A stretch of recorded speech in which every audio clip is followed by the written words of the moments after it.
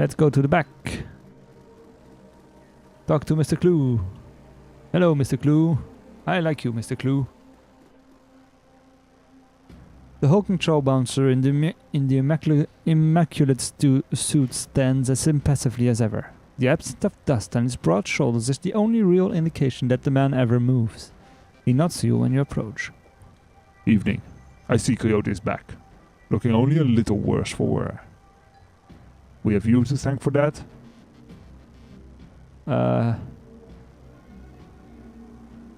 You're having her back part, yes? Paco and I tracked her down. We were two of us. Always wonder what she saw in him, but I guess he ain't all that bad. I'm just glad she's back. Couldn't stomach losing anyone else so soon after what happened to Sam.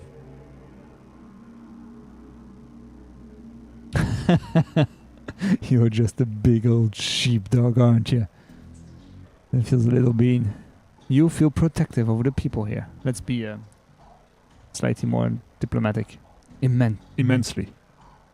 Toward anyone who walks through that door, be they employee or patron, unless they mean ill will, of course.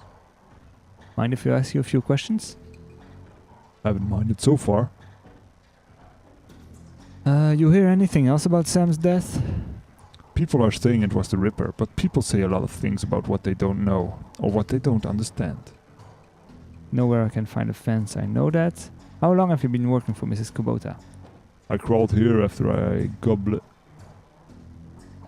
What? I crawled in here after I goblin, after I woke. Mrs. Kubota took me in and gave me a job. I've been here ever since. After I gobble? I don't know what that means. Do we have to pay extra for a manicure on hands that big? It's not the size they charge for. It's the blood under the fingernails. I should be going. Catch you around. I like this guy. Let's go to Johnny, talking to Johnny Clean. Hi.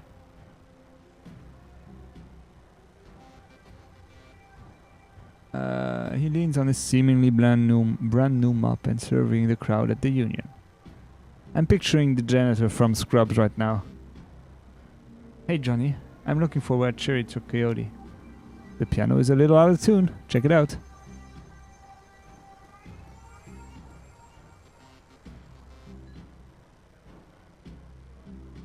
The piano looks like it's been here since the Union was built, but doesn't look like anyone has played it in earnest for almost as long. Let's inspect it. The piano seems normal until you notice that it's very rigid. Upon further investigation, it's because the piano is bolted to the wall. A close look at the floor reveals skid marks, indicating that the piano slides to the left. Let's play Chopsticks. I don't know that song. You're a natural. You should give up shadowrunning and become a touring pianist. Johnny does not look impressed. Well, let's just play GAFC. G-A-F-F-C. As you slowly pack the notes out on the keyboard, they spark a faint memory of wonder, immediately forgotten as the entire piano slides to the left, revealing a hidden staircase. You descend the stairs into the Union safe house. I want to... G-A-F-F-C. Let's see if that triggers a memory. I'm going to pick up my guitar right now, which is unconventional, I agree. But whatever. Probably a little out of tune. Let's see. No. G-A-F-F.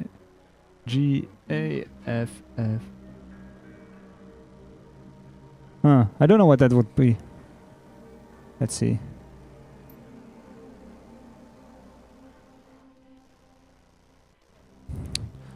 The entrepreneurial Mrs. Kubota has combined everything a runner might need into a one-stop shopping experience. Black market equipment, high-end magical talismans, and fully stocked cyber surgery dealerships. Nice. Hi. Welcome. No bunks available. Let's go and pick up stuff. What's this? Oh, it's a stash. That's my stash where I can stash stuff. Oh, your arm is missing, Coyote. Hi, Dr. Castle. Make it quick. I need to operate. Thanks for helping me out back there. Looked like you could use a hand. You should be okay now. We'll see. It's gonna take years to work off his debt. Okay, folks, I'm going to have to ask you to go sit in the waiting area. Watch some Trivid or something. Trivid. This young lady and I have work to do. Take it easy. We'll be here when you wake up. Who said anything about me going to sleep? Jeff, give me something to bite on. You're a tough kid, but you're not that tough. Okay, Coyote, let's take a look at your face. Leave it. Excuse me? Coyote? I earned this face by being stupid. I'm gonna keep it. End of story. Whatever you say, kid. With one swift move, she sinks a syringe into Coyote's thigh. Nighty-night. Oh, we sleep with her? Well, that's not what I meant, but we sleep along her? Hey, Coyote, let's talk. Coyote looks both better and worse than you last saw her. All the gaping holes are plugged. I'm not going to comment on that. All the gaping holes are plugged, and she's sporting a shiny new cyber arm. But now that the adrenaline has worn off, it's clear she needs some rest. Good morning. Thanks to the miracle of modern science, combined with Doc Castle's magical healing powers, I'm almost good as new. Better, really. Can I talk to you for a few minutes, Coyote? About Sam? Sam? What? What about him? Sam's dead. Holy Jack, Sam. I can't say I'm surprised. He was on a downward spiral for a long time. What can I tell you? Tell me about him. I heard you like him.